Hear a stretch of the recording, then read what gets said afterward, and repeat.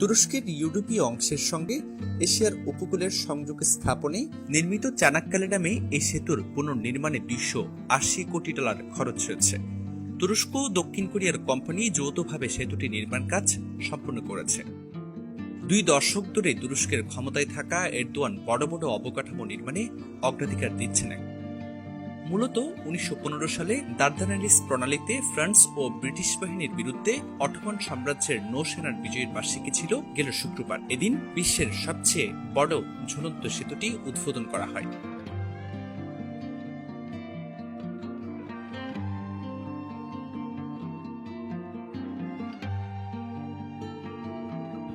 Evet, misafirlerimizi এদিন তুরস্কের president Erdogan বলেন, এই সেতু দিয়ে বহু বছর দেশ লাভবান হবে। বিনিয়োগ, কর্মী বাহিনীর রপ্তানিতে এটি দেশকে আরো এগিয়ে নেবে। 2023 সালে তুরস্কে জাতীয় নির্বাচনের সময় যত ঘনিয়ে আসছে ততই প্রেসিডেন্ট এরদোয়ান ও তার দল একে পার্টির জনপ্রিয়তা কমছে বলে বিভিন্ন জরিপে দেখা গিয়েছে। বিরোধীরা এরদোয়ানকে সরিয়ে ক্ষমতায় আসার স্বপ্ন দেখছে। ঠিক এমন পরিস্থিতিতে জনপ্রিয়তা বাড়ানোর চেষ্টা করছেন তিনি।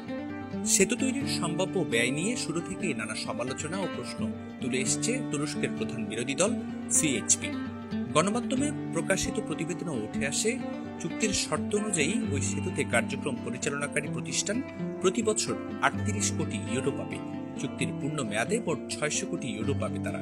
অবশ্য সেতু উদ্বোধনের দিনই প্রেসিডেন্ট এরদোয়ান বলেছিলেন, 4.6 কিলোমিটার দৈর্ঘ্য এই সেতু দিয়ে যাত্রীবাহী প্রতিটি বাহনকে প্রতিবার চলাচলে $13 করে দিতে হবে। 2017 সালের মার্চে সেতুটির পুনর্নির্মাণের কাজ শুরু হয়। আর দীর্ঘ টানা 5 বছর ধরে 5,000-এরও বেশি শ্রমিক এই সেতু নির্মাণে কাজ করেছেন। ইউরোপকে যুক্ত করে এমন 4টি সেতু আছে তুরস্কে। এছাড়া ইস্তাম্বুলের পাশে আরো 3টি সেতু নির্মাণ করা হচ্ছে।